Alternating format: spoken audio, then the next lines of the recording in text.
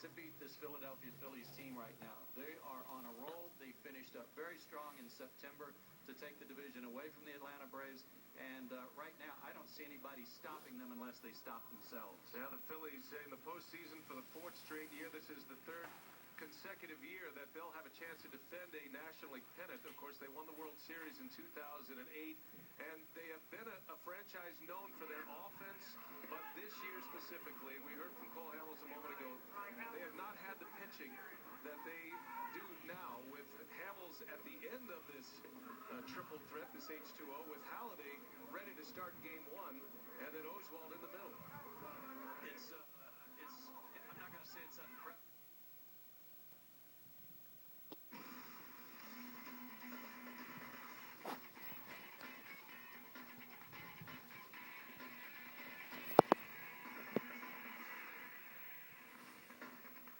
Welcome to Connected. Ivanka Osnak alongside RJ Broadhead. The Reds return to the postseason. Pretty short-lived, being swept by the Phillies in 3. Didn't get off to the right start. Obviously, the no-hitter against Doc Halladay, and then they had the 4 errors in Game 2, and tonight, no offense. You know, watching the Phillies celebrate that, I wondered why we weren't allowed to start the show in the same fashion. Bottles of champagne, spraying them all over the place. We don't want to mess up the studio. It's new. Well, we be careful. But, Put the plastic up, that's right. That's what they do. All right. So the Reds trying to stay alive. Game you just watched with Orlando Cabrera in the lineup. He was suffering that oblique muscle strain, a ground ball. Cabrera's throw off target. 6th error of the series for the Reds. That's really hurt the Cole Hamels. 6-0 lifetime against the Reds. Helps when you get defense from the flying Hawaiian. Shane Victorino tracks that one down in the center field. Hamels gets Scott rolling. In fact, it was Hamels who was rolling. 3 strikeouts through 4 innings. Top of the 5th. Chase Utley sends this one deep. Right center field off Johnny Cueto. Drew Stubbs tracking, jumping. Doesn't come up with it, but right away complaining about fan interference. Dusty Baker comes out, has a conversation with the umpire, and they would take a look at this one to see if it was fan interference. And nope, it's a good one. 2-0, Phillies. Hamels gets Drew Stubbs. Etobicoke, Ontario's Joey Votto swings, misses. Hamels 7 strikeouts through 7 innings. Bottom of the 9th, runner on first, nobody out. Joey Votto, ground ball, double play, and that would end that. Reds down to their final out. Hamels, the high heat, gets Scott rolling. His first career postseason complete game and shutout to boot. Hamels was perfect as far as getting the victory and shutting the Reds out. 2-zip, the pitching for the Phillies. Really the story in games 1 and 3, and then when they struggled a little bit as far as pitching in Game 2, the offense came through, and the Phillies are moving on to the National League Championship Series, inching a little bit closer to a 3rd straight appearance in the World Series. RJ, they're waiting for the other NLDS to finish up. Game 3, Giants and Braves. Atlanta looking to take a 2-1 series lead in their first home game of the postseason, and Turner Field has been so important for the Braves all season long. Rough start, top first, Freddie Sanchez chopping a second. Brooks Conrad, remember that name. He bobbles it. Braves, though, unable to escape the inning unscathed. A sign of things to come. Top second, Cody Ross. Pops one up to shallow right. Brooks Conrad, he's right under it. Easy. Not so fast. Max got to eat his Wheaties or something. Scores on the air of Mike Fontenot. Giants up 1-zip. Meantime, Jonathan Sanchez making his postseason debut. No nerves for him. Bottom 4, France, Brian McCann. Then in the 5th, Sanchez gets Alex Gonzalez before fooling Conrad to end the game. Bobby Cox upset as his Braves were held hitless through 5. In the 6th, Sanchez's no-hit bid would be broken up, ironically enough, by his counterpart, Tim Hudson. Hey, if his teammates aren't going to do it, he is. He comes up with a single. Bottom 8, another blunder from who else? Brooks Conrad. In the air, and Fontenot makes the catch in foul territory. So Brooks Conrad with an unfortunate sacrifice attempt, and there's one out.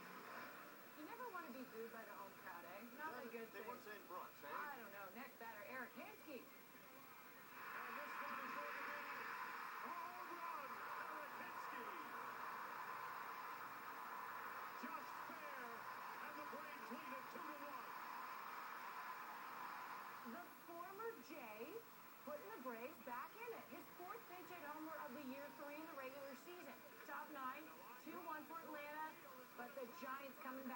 for Aubrey Huff. He comes up with a single off Michael Dunn. That brings in Travis Ishikawa.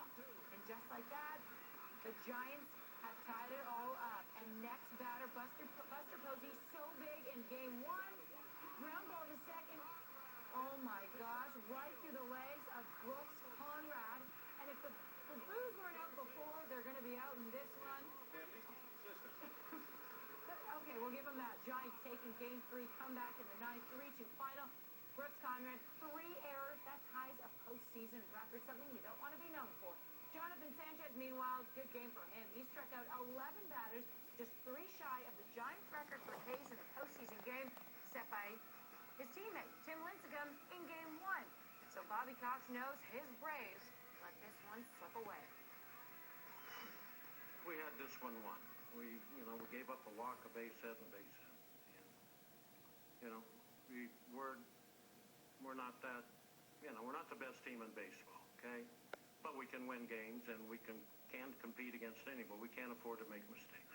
You're living on the edge with a 1-0 lead. We had a couple pretty good opportunities. We couldn't get another run there, and didn't have any margin of error. And they hit a 2-run homer, so that's deflating a little bit. No getting around it. But that ninth inning, emotions are running high, especially when Huff got the big hit we were looking for to tie the game. That's what you want to do, and then of course scoring a winning run. Especially in this situation, it's a great feeling down there. The secret is to hit it to second. Rays and Rangers. All right, the Rangers had a 2-0 series lead against the Rays. Then on Saturday, Rays get one back. So right back at it Sunday afternoon. Tommy Hunter trying to wrap this thing up for the Rangers. Carlos Pena, top of the second. No triples all season long. There's his first. And he scored an Ian Kinsler error. The Rays took an early lead. Top of 4, Carlos Pena, one of the leaders of this team. You'll see him go to the mound a lot. When the catcher goes to the mound to talk to the pitcher, he's there for support and strategy. A big RBI double there. Evan Longoria comes in to score. 2-zip Tampa. 3 batters after that. BJ Upton with a double. That brings Pena across. Tommy Hunter, the big game Hunter. Not a big game for him. 4 innings. 6 hits. 3-0 Rays. Top of 5. Evan Longoria hadn't homered in this series, but look out if he finds his stroke. There's his first of this postseason, the 7th in his young career as far as postseason home runs go. 5-0. Wade Davis, it was on his shoulders coming in. A rookie pitcher. Led all rookies in the American League with 12 wins. He had to keep it alive for Tampa. They got him some offense, so he walks Josh Hamilton. Wasn't happy about it. Now he's got to face Vladimir Guerrero with the bases loaded. That's how you rebound. You pitch around an MVP candidate, and granted, Blanche had a good year, but you got to get him, and Davis did. Rafael Soriano, one of the most consistent closers in the majors this season. It's Elvis Andrus. The ground out, and the Rays win back-to-back games. We're going the distance in this American League Division Series as the Rangers drop 2 at home. The Rays drop their first 2 at home, so it will go back to Tropicana Field on Tuesday. The Rays will try to keep this momentum going.